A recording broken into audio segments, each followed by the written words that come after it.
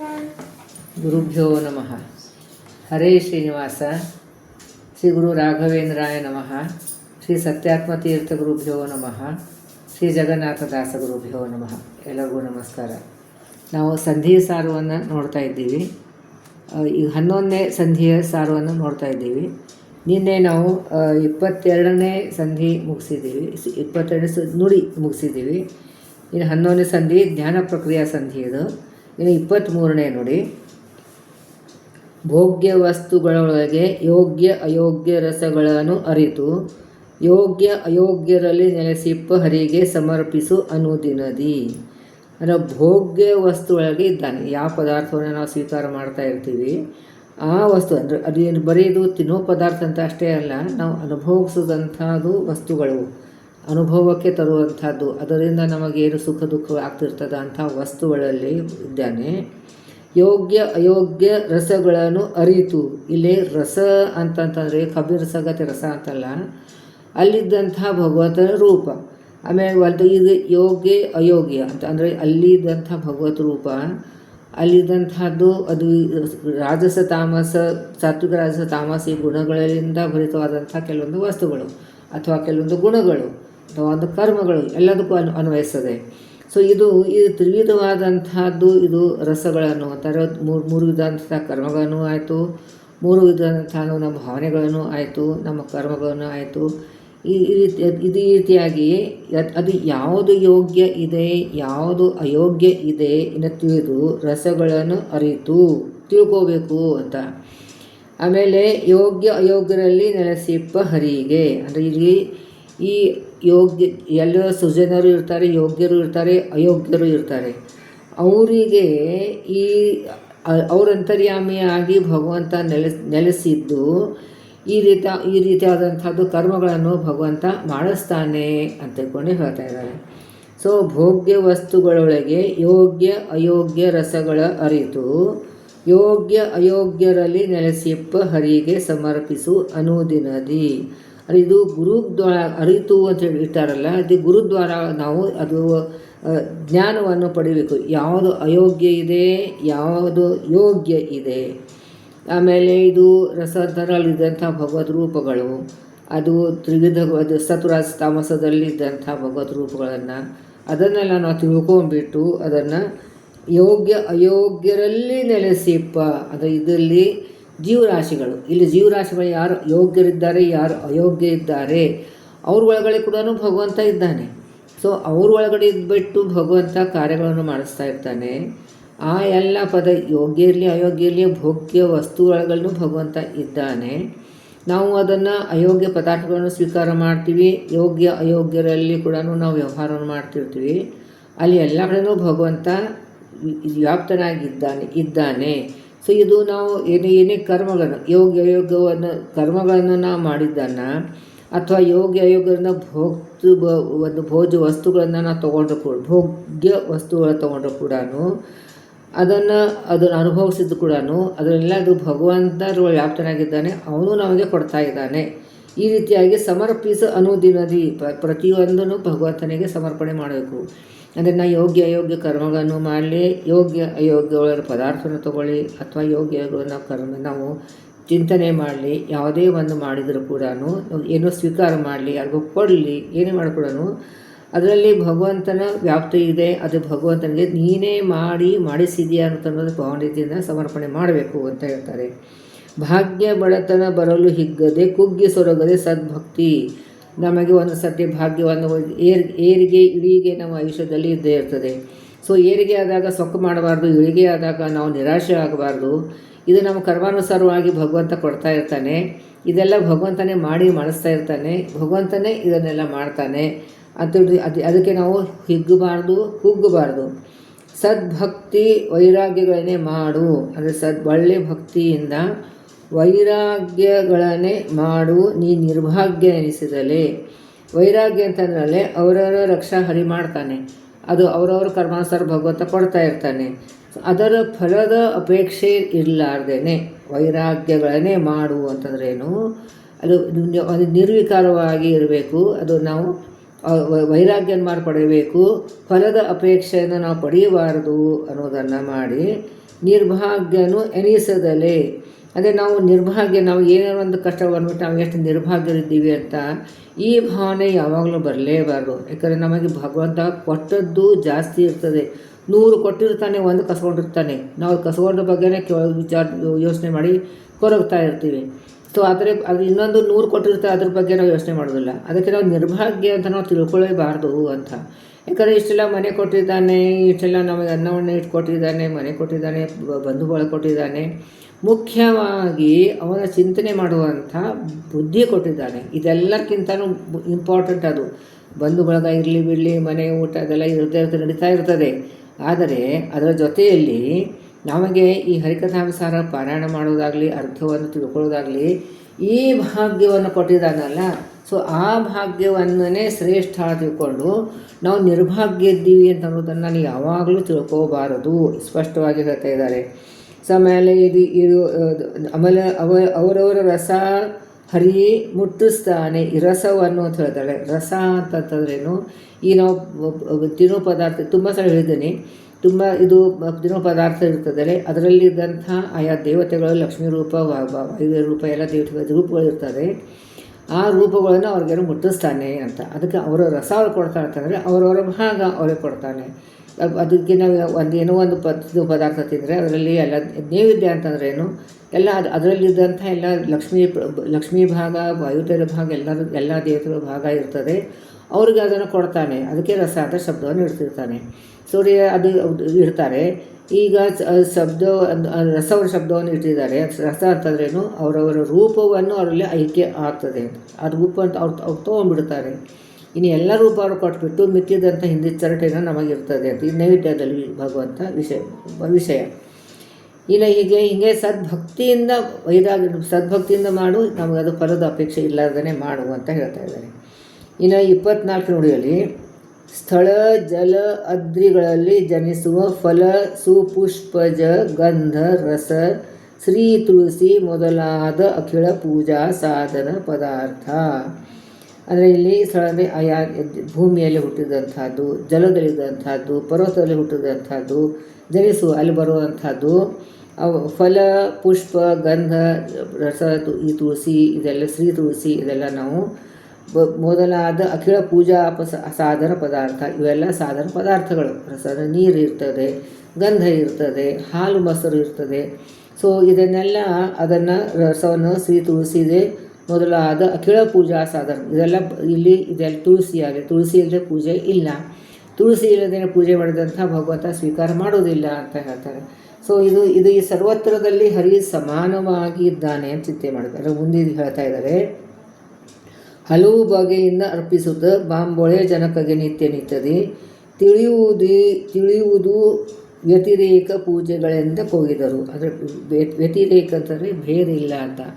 ಅದೇ ಆಯಾ ಪದಾರ್ಥ, ಇದು ಗಂಧವನ್ನು ಅರ್ಪಣೆ ಮಾಡ್ತೀವಿ, ಪುಷ್ಪವನ್ನು ಸಮರ್ಪಣೆ ಮಾಡ್ತೀವಿ, ನೀರು ಸಮರ್ಪಣೆ ಮಾಡ್ತೀವಿ. ಅದಕ್ಕೆ ಅಲ್ಲಿ ಒಂದು ಸಂಧಿಯಲ್ಲಿ ಬರ್ತದಲ್ಲ, ಜಲದಳಿ 24 ರೂಪದಿಂದ, ಗಂಧದಲ್ಲಿ 161 ರೂಪ, ತುಳಸಿದಲ್ಲಿ 3314 ರೂಪ, ಇಷ್ಟೆಲ್ಲ ರೂಪಗಳನ್ನು ಇದ್ದದೆ. ನೀರಿನಲ್ಲಿ 24 ರೂಪ, ಪುಷ್ಪದಲ್ಲಿ ದೀಪದಲ್ಲಿ 13 ರೂಪ, ಆಮೇಲೆ ಗಂಧದಲ್ಲಿ 403 ರೂಪ, ಇಲ್ಲಿ ಇದು ಪುಷ್ಪದ ಇಲ್ಲ ಸಂಖ್ಯೆಯನ್ನು ಕೊಟ್ಟಿದ್ದಾರೆ. ಸೊ ಅಷ್ಟು ರೂಪದಿಂದ ಭಗವಂತ ಇದ್ದಾನೆ. 6 ಪದಾರ್ಥದಲ್ಲಿ ಇದ್ದಂಥ ಭಗವದ್ ರೂಪ, ಮೂಲ ರೂಪಿ ಪರಮಾತ್ಮ, ಭೇದ ಇಲ್ಲ ಅನ್ನೋದನ್ನು ಚಿಂತೆ ಮಾಡ್ತೀವಿಲ್ಲ, ಅದೇ ವ್ಯತಿರೇಕ ಪೂಜೆ. ಅಂದರೆ ಇಲ್ಲೇ ನೀನು ಕೊಟ್ಟಂಥ, ನೀನು ಸೃಷ್ಟಿ ಮಾಡಿದಂಥ ಪದಾರ್ಥ, ಅದರಲ್ಲಿದ್ದಂಥ ನಿನ್ನ ರೂಪವನ್ನು ನಿನಗೆ ಸಮರ್ಪಣೆ ಮಾಡ್ತಾ ಇದ್ದೇನೆ. ಇದೇ ಗಂಧ ಸಿಹಿ ತುಳಸಿ ಅರ್ಪಣೆ ಮಾಡಿದಂಥ ವಿಧಿ, ಅದಕ್ಕೆ ವ್ಯತಿರೇಕ ಪೂಜೆ ಅಂತ ಹೇಳ್ತಾ ಇದ್ದಾರೆ. ಇನ್ನು 25ನೇ ನುಡಿಯಲ್ಲಿ ಶ್ರೀಕರನ ಸರ್ವತ್ರದಲ್ಲಿ, ಅದರ ಮಂಗಳಕರವಾದಂಥ ಜ್ಞಾನ ಕೊಡೋದಂಥ ಮೋಕ್ಷ ಪಡೆದಂಥ, ಇದು ವಿಷ್ಣು ಸಹಸ್ರನಾಮದಲ್ಲಿ ಬಂದಂಥ ಸರ್ವತ್ರದಲ್ಲಿ ಅವಲೋಕಿಸುತ್ತ ಗುಣರೂಪಕ್ರಿಯ ವ್ಯತಿರೇಕ ತಿಳಿಯುವುದು ಅನ್ವಯಿಸು ಬಿಂಬನಲ್ಲಿ ಮರೆಯದಲೆ. ಇನ್ನು ಇದು ಅವಲೋಕಿದ, ಇದು ಸರ್ವತ್ರ ಭಗವಂತ ಸರ್ವತ್ರದಲ್ಲಿ ಚಿಂತನೆ ಮಾಡು. ಆಮೇಲೆ ಗುಣರೂಪಗಳು, ಭಗವಂತನ ಗುಣರೂಪಗಳು, ಗುಣಕ್ಕೂ ರೂಪಕ್ಕೂ ಭೇದ ಇಲ್ಲ. ಈ ಗುಣರೂಪಗಳ ಚಿಂತನೆ ಭಗವಂತನ ಮಾಡಿ ವ್ಯತಿರೇಕ ತಿಳಿಯೋದು. ವ್ಯತಿರೇಕದ ಮೇಲೆ ಬಂತು. ಎಲ್ಲ ಪದಾರ್ಥದಲ್ಲಿ ಭಗವಂತನ ರೂಪ, ಮೂಲರೂಪಿ ಭಗವಂತ ಒಂದೇ, ಅದು ಅಭೇದ ಚಿಂತನೆ. ಎಲ್ಲ ಇಲ್ಲಿ ಬೇರೆ ಬೇರೆ ಪದಾರ್ಥದಲ್ಲಿ ಭಗವಂತ ಇದ್ರೂ ಅದು ಅಭೇದ ಚಿಂತನೆ ಮಾಡಬೇಕು ಅಂತ ಹೇಳಿ ಅದೇನು ಮುಂದುವರೆಸ್ತಾ ಇದ್ದಾರೆ. ಇದು ವ್ಯತಿರೇಕ ತಿಳಿಯುವುದು, ಅನ್ವಯಿಸುವು ಬಿಂಬನಲ್ಲಿ ಮರೆಯದಲೇ. ಸೊ ಅಲ್ಲಿ ಪದಾರ್ಥದಲ್ಲಿದ್ದಂಥ ಭಗವಂತ ಆ ಮೂರ್ತಿಯಲ್ಲಿ ಸಮರ್ಪಣೆ ಮಾಡ್ತೀವಿ. ಆ ಮೂರ್ತಿ ಇದ್ದಂಥ ಭಗವಂತ ಒಂದೇ ಅಂತ ಅಲ್ಲಿ ಸಮರ್ಪಣೆ ಮಾಡ್ತೀವಿ. ಆಮೇಲೆ ಆ ರೂಪಕ್ಕೂ ನಮ್ಮ ಬಿಂಬರೂಪಿ ಪರಮಾತ್ಮಕ್ಕೂ ಐಕ್ಯ ಚಿಂತನೆ, ಅದು ಒಂದೇ. ಸೊ ಪದಾರ್ಥದಲ್ಲಿ ಆ ಮೂರ್ತಿದಲ್ಲಿ ನಮ್ಮ ಬಿಂಬರೂಪಿ ಪರಮಾತ್ಮ ಒಬ್ಬನೇ, ಅದು ಒಬ್ಬನೇ ಅಂತ ಹೇಳ್ತಾರೆ. ಏಕಮೇವ ಅಂತ ಹೇಳ್ತಾರೆ, ಒಬ್ಬನೇ ಅಂತ ಹೇಳ್ತಾರೆ. ಬಿಂಬನಲ್ಲಿ ಮರೆಯದಲೇ. ಅದಕ್ಕೆ ಇಲ್ಲಿ ಇದೆಲ್ಲ ಪೂಜಾ ಪದಾರ್ಥಗಳನ್ನು ಭಗವಂತನ ಕೊಟ್ಟರೆ ಅದರಿಂದ ಅವನಿಗೆ ಸಂತೋಷವಿಲ್ಲ. ಆದರೆ ನಾವು ಕೊಟ್ಟಿದ್ದನ್ನು ಅವನು ಸ್ವೀಕಾರ ಮಾಡ್ತಾನೆ, ನಾವು ಅನುಗ್ರಹ ಮಾಡ್ತಾನೆ. ಅದಕ್ಕೋಸ್ಕರ ಅದನ್ನೆಲ್ಲ ಸಮರ್ಪಣೆ ಮಾಡ್ತೀವಿ. ಸಮರ್ಪಣೆ ಬುದ್ಧಿ ಇದು ನೀನು ಕೊಟ್ಟದ್ದು ನಿನಗೆ ಸಮರ್ಪಣೆ ಅಂತ ಕೊಡ್ತೀವಿ. ಇದನ್ನು ನಮ್ಮ ಅಂದ್ಕೊಂಡು ನಾವು ಅದನ್ನು ಕೊಡಬೇಕು ಅಂತ. ಹೀಗೆ ವ್ಯತಿರೇಕ ಪೂಜೆ ಅಂತಂದರೆ ಏನು ಬಂತು? ಪದಾರ್ಥದಲ್ಲಿ ವ್ಯಾಪ್ತರಾದಂಥ ಭಗವದ್ ರೂಪ, ಆಮೇಲೆ ಅದು ಮೂಲರೂಪಿ ಪರಮಾತ್ಮ ಸೇಮ್. ಮತ್ತು ಇಲ್ಲಿ ಬೇರೆ ಪದಾರ್ಥದಲ್ಲಿದ್ದಂಥ ಭಗವದ್ ರೂಪಗಳನ್ನು ಸೇಮ್ ಇದೆ, ಅಭೇದ ಚಿಂತನೆ ಮಾಡ್ತೀವಿ. ಇನ್ನು ಇದೇ ಅಭೇದ ಚಿಂತನೆ ಬಿಂಬರೂಪಿ ಪರಮಾತ್ಮನಲ್ಲಿ ಐಕ್ಯ ಚಿಂತನೆ ಮಾಡ್ತೀವಿ. ಇದಕ್ಕೆ ಸ್ವೀಕರಿಸುನು ಕರುಣದಿಂದ. ಇನ್ನು ಬಿಂಬನಲ್ಲಿ ಮರೆಯಲಾರ್ದನೇ ಬಿಂಬರೂಪಿ ಪರಮಾತ್ಮ ಐಕ್ಯ ಚಿಂತನೆ ಮಾಡಿದರೆ ಸ್ವೀಕಾರ ಮಾಡ್ತಾನೆ, ಕರುಣದಿಂದ ಸ್ವೀಕಾರ ಮಾಡ್ತಾನೆ. ನಿರಾಕರಿಸದೆ ಕೃಪಾಳು ಭಕ್ತರ ಶೋಕಗಳು ಪರಿಹರಿಸು, ಸುಖ ಇತ್ತು ಅನವರತ ಕೊರೆವ ಅಂತಂದರೆ ಇದು ಭಗವಂತ ಎಷ್ಟು ಕರುಣಾಳಿದ್ದಾನೆ ಅಂತಂದರೆ ನಾವು ಕೊಟ್ಟೋದಂಥ ಸಣ್ಣ ಸಣ್ಣ ಪದಾರ್ಥ ಅದರಲ್ಲಿ ಭಗವದ್ ರೂಪದನ್ನೇ ಅಲ್ಲಿ ಕೊಡ್ತಾ ಇದ್ದೀವಿ ಅಂತ, ಅಲ್ಲಿ ಹೋಗ್ತಾ ಇದೆ ಅಂತ ಅವನು ಚಿಂತನೆ ಮಾಡಿದರೆ ಅವನು ಕೃಪಾಳಿದ್ದಾನೆ. ಭಕ್ತರ ಶೋಕಗಳು, ಭಕ್ತರಿಗೆ ದುಃಖಗಳಿದೆ ಅದನ್ನು ಪರಿಹಾರ ಮಾಡ್ತಾನೆ. ಸುಖ ಇತ್ತು, ಅದರ ಸುಖವನ್ನು ಇತ್ತು ಅವನು ಅನವರತ ಪರ್ವ ಸತತವಾಗಿ ನಮಗೆ ರಕ್ಷಣೆ ಮಾಡ್ತಾನೆ ಭಗವಂತ ಅನ್ನೋದನ್ನು ಇಲ್ಲಿ ಹೇಳ್ತಾ ಇದ್ದಾರೆ. ಇನ್ನು 26ನೇ ನೋಡಿ, ಇನಿತು ವ್ಯತಿರೇಕ ಅನ್ವಯಗಳೆಂದು ಎನಿಪ ಪೂಜಾ ವಿಧಿಗಳನ್ನೇ ತಿಳಿದು ಅನಿಮೇಷಣ ತೃಪ್ತಿಪಡಿಸುತ್ತಲೇ ನಿರಂತರದೇ. ಅಂದರೆ ಈ ರೀತಿಯಾಗಿ ಪೂಜೆ ಮಾಡಬೇಕು. ಪೂಜೆ ಮಾಡುವ ವಿಧಾನ ಏನು? ಮಂತ್ರ ಅಂತೂ ಬೇಕು, ಆಮೇಲೆ ನಾವು ಮಾಡುವಂಥ ಕರ್ಮಗಳು ಸರಿಯಾಗಿರಬೇಕು, ಪದಾರ್ಥಗಳ ಶುದ್ಧಿ ಇರಬೇಕು. ಅದರ ಜೊತೆಯಲ್ಲಿ ನಮಗಿರುವಂಥ ಚಿಂತನೆ ಏನಿರಬೇಕು ಅಂತಂದರೆ ಇದೆಲ್ಲ ಪದಾರ್ಥದಲ್ಲಿ, ಜಡ ಪದಾರ್ಥಗಳಲ್ಲಿ ಎಲ್ಲದೂ ಭಗವಂತ ಇದ್ದಾನೆ, ಅವನು ಸ್ವರಮಣನಾಗಿದ್ದಾನೆ. ಇಷ್ಟೆಲ್ಲ ಪದಾರ್ಥಗಳಿದ್ರೂ ಕೂಡ ಅದರಿಂದ ಆ ಪದಾರ್ಥದಿಂದ ಅವನಿಗೆ ಸಂತೋಷ ಇಲ್ಲ, ಅವನಿಗೆ ತನ್ನಲ್ಲಿ ತಾನೇ ಸಂತೋಷ. ಅದಕ್ಕೇ ನಾವು ಕೊಡುವಂಥ ಪದಾರ್ಥದಲ್ಲಿ ಇರುವಂಥ ಭಗವದ್ ರೂಪ, ಅವನ ಮೂರ್ತಿಯಲ್ಲಿದ್ದಂಥ ಭಗವದ್ ರೂಪಕ್ಕೆ ಐಕ್ಯ ಚಿಂತನೆ ಮಾಡ್ತೀವಿ ಅಂತಂದರೆ ತನ್ನ ರೂಪ ತಾನು ಸ್ವೀಕಾರ ಮಾಡಿ ಅದರಿಂದ ಅವನು ಸಂತೋಷ ಪಡ್ತಾನೆ, ಅದಕ್ಕೆ ಸ್ವರಮಣನಾಗಿದ್ದಾನೆ. ಹೀಗೆ ಇನಿತು ವ್ಯತಿರೇಕ ಅನ್ವಯಗಳೆಂದು ಎನಿಪ ಅನ್ವಯ, ಈ ರೀತಿಯಾಗಿ ಅನ್ವಯ ಮಾಡಬೇಕು. ತಿಳಿದು ಅನಿಮೇಷಣ ತೃಪ್ತಿಗೊಳಿಸುತ್ತಲಿರು ನಿರಂತರದಿ. ಅಂದರೆ ಭಗವಂತ ಇಲ್ಲಿ ದೇವತೆಗಳನ್ನು ಈಶ್ವರಾದಂಥ ಭಗವಂತ ಅವಳಿಗೆ ಈ ರೀತಿಯಾಗಿ ಚಿಂತನೆ ಮಾಡಿ ತೃಪ್ತಿಪಡಿಸಬೇಕು. ಗಹನಮಹಿಮ ಕೈಗೊಂಡು ಸ್ಥಿತಿ ಮೃತಿ ಅದು ಜನ್ಮ ಮರಣ ಇದೆಲ್ಲ ಈ ರೀತಿಯಾದಂಥ ಮಾಡಿದಂಥ ನಾವು ಕರ್ಮಗಳನ್ನು ನಾವು ಸ್ವೀಕಾರ ಮಾಡಿ ಸ್ಥಿತಿ ಮೃತಿ ಅಂತಂದರೆ ಜನ್ಮ ಮರಣ ಜನ್ಮಗಳ ಪರಿಹರಿಸಿ, ಅಂದರೆ ಸೃಷ್ಟಿ ಸ್ಥಿತಿ ಲಯ ಅಂತ ಆಗ್ತದೆ. ಆಮೇಲೆ ನಾವು ಜನ್ಮಗಳನ್ನು ಕೊಡ್ತಾನೆ, ಇಡ್ತಾನೆ, ಆಮೇಲೆ ಮರಣವನ್ನು ಕೊಡ್ತೀವಿ. ಅದು ಇದು ದೇಹಕ್ಕೆ, ಮೂಲರೂಪಿ ಸ್ವರೂಪ ದೇಹಕ್ಕೆ ಮರಣ ಇಲ್ಲ, ಅದು ಅನಾದಿಯಿಂದ ಇದೆ, ಮುಂದೆನೂ ಇರ್ತದೆ. ಇದರಲ್ಲಿ ನಮಗೆ ಭಗವಂತನಿಗೆ ಸಾಮ್ಯ. ಅಂದರೆ ಅವನು ಭಗವಂತ ಅನಾದಿ ಇದ್ದಾನೆ, ಅನಂತೊಳಗಿರ್ತಾನೆ, ನಾವು ಅನಾದಿಯಿಂದ ಇದ್ದವು ಅನಂತೊಳಗಿರ್ತವೆ. ಆದರೆ ನಮಗೆ ಸ್ಥೂಲ ದೇಹ ಬರ್ತದೆ, ನಾಶ ಆಗ್ತದೆ, ಅವನಿಗೆ ಸ್ಥೂಲ ದೇಹ ಇಲ್ಲ. ನಮಗೆ ಪ್ರಾಕೃತವಾದಂಥದ್ದು ಶರೀರ ಇರ್ತದೆ, ಅವನಿಗೆ ಅಪ್ರಾಕೃತ. ಅಂದರೆ ಇದರಿಂದ ನಮಗೆ ಇದು ರಾಜತಾಮಸ ಪದಾರ್ಥದಿಂದ ಆದಂಥ ದೇಹ, ಅವನಿಗೆ ಅದು ಆ ರೀತಿ ಅದು ಅಲ್ಲ ಅಂತ. ಅದನ್ನು ಈ ರೀತಿ ಚಿಂತನೆ ಮಾಡಿದರೆ ನಮ್ಮ ಜನಗಳನ್ನು ಪರಿಹರಿಸಿ ಸೇವಕ ಜನ ಇಟ್ಟು ಆನಂದಪಡಿಸುವ ಭಕ್ತವತ್ಸನು. ಅದು ಜ್ಞಾನಮೂರ್ಣನಾದಂಥ ಸ್ವತಂತ್ರನಾದಂಥ ಭಗವಂತ ಸೇವಕ ಜನರೊಳಗೆ ಇಟ್ಟು ಆನಂದಪಡಿಸುವನು. ಅಂದರೆ ಭಗವಂತನ ಸೇವಕರು ಯಾರಿರ್ತಾರೋ ಅವ್ರ ಜೊತೆಲಿ ಇಟ್ಟು ಸಜ್ಜನ ಸಹವಾಸ ಕೊಟ್ಟರೆ ಬಹಳ ಖುಷಿ. ಅದರಿಂದ ನಮ್ಮ ಸಾಧನವನ್ನು ಹೆಚ್ಚಾಗ್ತಾಯಿದೆ, ಜ್ಞಾನ ಅಭಿವೃದ್ಧಿ ಆಗ್ತದೆ. ಅವ್ರೊಳಗಿಟ್ಟು ಆನಂದ ಪಡಿಸೋ, ಅದರಿಂದ ನಮಗೆ ಆನಂದ ಆಗ್ತದೆ. ಅದು ಸಜ್ಜನ ಸಹವಾಸ ಸಿಕ್ಕರೆ ನಮ್ಮ ಸಾಧನ ಅಭಿವೃದ್ಧಿ ಆಗ್ತದೆ, ಅದರಿಂದ ನಮಗೆ ಆನಂದ ಆಗ್ತದೆ. ಅದು ಆನಂದ ಪಡಿಸುವನು. ಅಂದರೆ ಇದು ಮುಕ್ತರ ಅದೇ ಈ ಮುಕ್ತರ ಸಂಘದಲ್ಲಿ, ಅಂದರೆ ಜ್ಞಾನಿಗಳ ಸಂಘದಲ್ಲಿ ಯಾರು ಮುಕ್ತರು ಆಗಿದಾರೋ, ಅದೇನೋ ಜೀವನ್ ಮುಕ್ತರು, ಹಿಂದೆ ಹೇಳಿದ್ದೀರಿ ಜೀವನ್ ಮುಕ್ತರು ಅಂತ, ಯಾರು ಅಪರೋಕ್ಷ ಜ್ಞಾನಿಗಳಾಗಿರ್ತಾರೋ ಅವರು ಸಹವಾಸ ಕೊಡ್ತಾನೆ. ಅವರು ಸಹವಾಸ ಕೊಡೋದ್ರಿಂದ, ಅವರು ಸೇವೆ ಮಾಡೋದ್ರಿಂದ, ಆಮೇಲೆ ನಮಗೆ ಮೋಕ್ಷ ಸಾಧನೆ ಹೇಗೆ ಮಾಡಬೇಕು ಅವರಿಂದ ನಮಗೆ ಒಂದು ಮಾರ್ಗದರ್ಶನದಿಂದ ನಮಗೆ ಸಾಧನ ಪೂರ್ತಿ ಆಗ್ತದೆ. ಅವಾಗ ನಮಗೆ ಮೋಕ್ಷವನ್ನು ಆನಂದ ಪಡಿಸುವ ಆನಂದದಲ್ಲಿ ಮೋಕ್ಷ ಎಂದು ಆನಂದವನ್ನು ಕೊಡ್ತಾನೆ.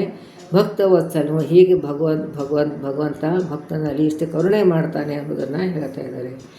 ಇನ್ನು 27ನೇ ನುಡಿಯಲ್ಲಿ ಜಲಜನಾಭನಿಗೆ 2 ಪ್ರತಿಭೆಗಳು ಇಳೆಯೊಳಗೆ ಜಡಚೇತನಾತ್ಮಕ ಚಲದೊಳಿ ಬಗ್ಗೆ ಸ್ತ್ರೀ ಪುರುಷ ಭೇದದಲ್ಲಿ ಜಡರೊಳಗೆ ತಿಳಿಯುವುದು. ಇಲ್ಲಿ ಭಗವಂತ ಇನ್ನಷ್ಟು ಎಲ್ಲೆಲ್ಲಿ ವ್ಯಾಪ್ತನಾಗಿದ್ದಾರೆ ಅಂತ ಹೇಳ್ತಾ ಇದ್ದಾರೆ. ಸೊ ಇಲ್ಲಿ ಒಂದು ಜಲಭನಾಭನಿಗೆ ಭಗವಂತನಿಗೆ 2 ಪ್ರತಿಮೆಗಳು ಯಾವುದು? ಜಡ ಮತ್ತು ಚೇತನ, ಇವು 2 ಪ್ರತಿಮೆಗಳು. ಈ 2 ಪ್ರತಿಮೆಗಳಲ್ಲಿ ಚಲದಳಿಯ ಬಗ್ಗೆ ಸ್ತ್ರೀ ಪುರುಷ, ಚಲ ಅಚಲ, ಇದರ ಚಲ ಅಚಲ ಇದೆ. ಸೊ ಇದು ಚಲದಲ್ಲಿ ಇದು ಸ್ತ್ರೀ ಪುರುಷ ಭೇದದಿಂದ ಇರ್ತಾರೆ. ಅಚಲ ಅಂತಂದರೆ ಇದು ಗಿಡಗಳು ಮರಗಳು ಅಲ್ಲ, ಅಚಲಗಳಲ್ಲ. ಈಗ ಹೀಗೆ ಜಡಚೇತನ 2 ಭಾಗ, ಈ ಚೇತನದಲ್ಲಿ ಚಲ ಅಚಲ 2 ಭಾಗ, ಆಮೇಲೆ ಹಾಗೂ ಸ್ತ್ರೀ ಪುರುಷ ಅನ್ನೋದು 2 ಭಾಗ. ಸೊ ಈ ಭೇದದ ಈ ರೀತಿಯಾದಂಥ ಭೇದವಾದಂಥ ಜೀವರಾಶಿಗಳಿದ್ದಾರೆ. ಜಳದೊಳಗೆ ತಿಳಿಯುವುದು ಅಹಿತ ಪ್ರತಿಮೆ ಸಹಜ ಅಚಲಗಳಿಂದವರೆಗೆ ಪ್ರತೀಕದಿ ಲಲಿತ ಪಂಚತ್ರ ಸುಗೋಳಕ ಅರಿತು ಭಜಿಸುತ್ತಿರು. ಇಲ್ಲೇ ಗೋಳಕ ಚಿಂತನೆಯನ್ನು ಕೊಡ್ತಾ ಇದ್ದಾರೆ.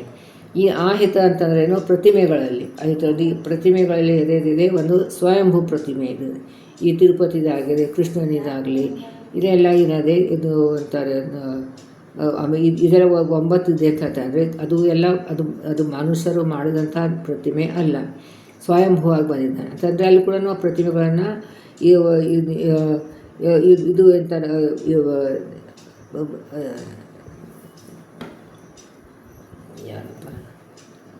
ಅದು ಈ ಪ್ರತಿಮೆ ವಿಶ್ವಕರ್ಮ ಮಾಡಿದಂಥ ನಿರ್ಮಿತವಾದಂಥ ಇವು ಮೂರ್ತಿಗಳು. ಅದರಲ್ಲಿ ನಾವು ಗೋಳಕ ಚಿಂತನೆ ಮಾಡಬೇಕು ಅಂತ. ಅಂದರೆ ಮೊದಲು ಯಾವ ದೇವತೆ ಇರ್ತದೆ ಅದರದು, ಅದಂತರ್ಯಾಮಿಯಾಗಿ ವಾಯುದೇವರು, ಅಂತರ್ಯಾಮಿಯಾಗಿ ಲಕ್ಷ್ಮೀದೇವಿ, ಒಳಗಡೆ ಲಕ್ಷ್ಮೀ ಸಹಿತ ಭಗವಂತ ಇದ್ದಾನೆ. ಈ ರೀತಿಯಾಗಿ ಗೋಳಕ ಚಿಂತನೆಗಳನ್ನು ಮಾಡಬೇಕು ಅಂತಕೊಂಡು ಹೇಳ್ತಾರೆ. ಸಹಜ ಅಚಲ, ಈ ಪ್ರತಿಮೆಗೆ ಎಷ್ಟು ರೀತಿಯ ಆಹಿತ ಅಂತ ಇದೆ. ಆಮೇಲೆ ಆಹಿತ ಪ್ರತಿಮೆ, ಸಹಜ ಅಚಲ, ಸಹಜವಾದಂಥ ಅಂತಂದ್ರೆ ಭಗವಂತನ ಯಾರು ಕೊರಡು ಮಾಡಿ ಹಾಕಿದ್ದಲ್ಲ, ಅದು ಈಗ ಸಾಲಿಗ್ರಾಮದಲ್ಲಿ ಸಹಜ ರೂಪಗಳು ಅಂತ ಹೇಳ್ತಾರೆ. ಅಂದರೆ ಯಾವಾಗಲೂ ಅವಿಷ್ಟನಾಗಿ ತಾನೇ ಬಂದಲ್ಲಿ ಅವಿಷ್ಟನಾಗಿ ಇದ್ದಾನೆ ಅಂತ. ಆಮೇಲೆ ಅಚಲಗಳು ಅಂತಂದರೆ ಇಲ್ಲಿ ಮೂರ್ತಿಗಳನ್ನ ಸ್ಥಾಪನೆ ಮಾಡಿರ್ತಾವೆ ಅದು. ಆಮೇಲೆ ಚಲ ಅಂತಂದರೆ ನಮ್ಮ ಮನೆಯಲ್ಲಿ ಪ್ರತಿಮೆಗಳು ಇರ್ತಾವೆ, ಆದರೆ ಅಲ್ಲಿ ಓಡಾಡಿಸ್ತಿರ್ತಾಯಿದ್ದೀವಿ. ಅದಕ್ಕೆ ಹೀಗೆ ಚಲ ಪ್ರತಿಮೆ ಪ್ರತೀಕರಿ ಲಲಿತ ಪಂಚತ್ರಯಸುಗಳು, ಈ 5 ಗೋಳಕಗಳ ಚಿಂತನೆ ಮಾಡೋದು. ಕೆಲವೊಂದು ಕಡೆ 3 ಬರ್ತಾಯಿದ್ವಿ. ವಾಯುದೇವರು ಅಂತಂದರೆ ವಾಯುದೇವ ಅಂತರ್ಗತ ವಾಯುದೇವರು, ಅಂತರ್ಗತ ಲಕ್ಷ್ಮೀ ಸಹಿತದಂಥ ಭಗವಂತ, ಈ ರೀತಿಯಾಗಿ ಬರ್ತದೆ. ಇನ್ನು ಬೇರೆ ದೇವತೆಗಳಿದ್ದರೆ ಆ ದೇವತೆಗಳು ಅದು ಮೂರ್ತಿ ಒಳಗಡೆ ದೇವತೆ ಅಂತರ್ಯಾಮಿಯಾಗಿ ವಾಯುದೇವರು ಅಂತರ್ಯಾಮಿಯಾಗಿ ಲಕ್ಷ್ಮೀದೇವಿ ಅಂತರ್ಯಾಮಿಯಾಗಿ ಲಕ್ಷ್ಮೀ ಸಹಿತ ಭಗವಂತ ಇದ್ದಾನೆ ಅಂತ ಈ ರೀತಿಯಾಗಿ. ಸೊ 3 ಗೋಳಕ ಅಥವಾ 5 ಗೋಳಕ ಬರ್ತದೆ. ಈ ರೀತಿಯಾಗಿ ಅದು ಅರಿತು, ಅದು ತಿಳ್ಕೊಂಬಿಟ್ಟು ಆ ರೀತಿಯಾಗಿ ನೀವು ಭಜಿಸುತ್ತಿರು, ಅದನ್ನು ಚಿಂತನೆ ಮಾಡ್ತಾ ಇರಬೇಕು. ಭಗವಂತನ ಗುಣರೂಪಗಳ ಚಿಂತನೆ ಮಾಡಬೇಕು ಅಂತ ಹೇಳ್ತಾ ಇದ್ದಾರೆ. ಇದು ಧಾನ್ಯ ಪ್ರಕೃತಿ 27 ಸಂಧಿ 27ನೇ ನುಡಿಯನ್ನು ಮುಗಿತು. ನಾ ಎಲ್ಲ ಭಾಳ ವಿಸ್ತಾರವಾಗಿ ಹೇಳದೆ ಹೋದರೂ ಕೂಡ ಎಲ್ಲ ವಿಷಯವನ್ನು ಕವರ್ ಮಾಡ್ತಾ ಇದ್ದೇನೆ. ಸ್ಪೆಷಲಿ ಯಾರು ಹಸ್ತದಲ್ಲಿ ಹರಿಕಥಾನುಸಾರ ಅಧ್ಯಯನ ಮಾಡ್ತಾಯಿದ್ದಾರೋ ಅವ್ರಿಗೆ ಭಾಳ ಇದು ಅನುಕೂಲವಾಗಿ ಆಗ್ತದೆ. ಇದು ಒಂದು ಭಗವಂತನ ಸೇವೆ, ಗುರುಗಳ ಸೇವೆ ಅಂತ ಒಂದೇ ಭಾವನೆಯಿಂದ ಮಾಡ್ತಾಯಿದ್ದೇನೆ. ಅದು ಎಲ್ಲರಿಗೂ ತಲುಪಬೇಕು. ಇದನ್ನು ಇನ್ನು ಗುರುಗಳನ್ನೇ ನಮಗೆ ಸಹಾಯ ಮಾಡಬೇಕು. ಅವರೇ ಇದನ್ನು ನನಗೆ ಈ ಒಂದು ನಾ ಮಾಡುವಂಥ ಕಾರ್ಯಗಳನ್ನು ಗುರುಗಳ ಮೆಚ್ಚಬೇಕು, ಭಗವಂತ ಮೆಚ್ಚಬೇಕು. ಎಲ್ಲರೂ ಭಗವಂತನೇ ಅವ್ರ ಒಳಗಡೆ ಇದ್ದು ಸ್ವೀಕಾರ ಮಾಡಬೇಕು ಅಂತ ಪ್ರಾರ್ಥನೆ ಮಾಡ್ತಾ, ನಾಹಂ ಕರ್ತ ಹರಿಕರ್ತ ಶ್ರೀಹರಿ ಪ್ರೇರಣೆ ಶ್ರೀಹರಿಪ್ರೀತ್ಯರ್ಥಂ ಪತಿ ಅಂತರ್ಗತ ಗುರು ಅಂತರ್ಗತ ತತ್ವಾಭಿಮಾನಿತ ಅಂತರ್ಗತ ಭಾರತೀಯ ರಮಣ ಮುಖ್ಯ ಪ್ರಾಣಾಂತರ್ಗತ ಶ್ರೀ ಲಕ್ಷ್ಮೀ ವೆಂಕಟೇಶಾರ್ಪಣಮಸ್ತು ಅಭಿಯನ್ನ ಮಧ್ವಾಂತರ ಶ್ರೀ ಕೃಷ್ಣಾರ್ಪಣಮಸ್ತು. ಹರೇ ನಮಃ.